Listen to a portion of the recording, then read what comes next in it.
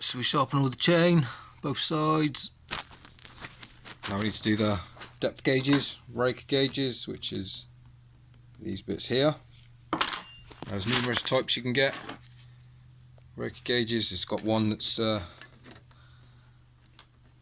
sit like that and it takes an average reading of a few teeth. Not a fan of those. Again, likewise with this one. So you just hook that bit over that end tooth and then you'll file that off. But the best type I've found are these Stihl ones, progressive ones. It basically does each tooth. It doesn't take an average of teeth. It does each individual tooth. So every tooth will be taking the same amount of chip. There's a hard setting and a soft setting.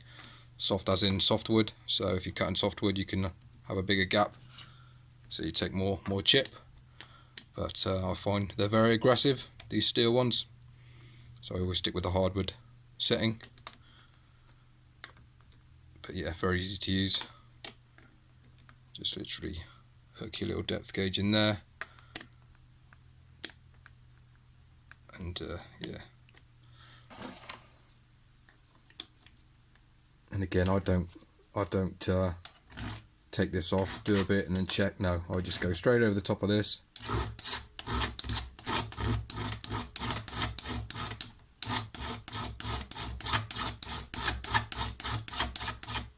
Give it a good file.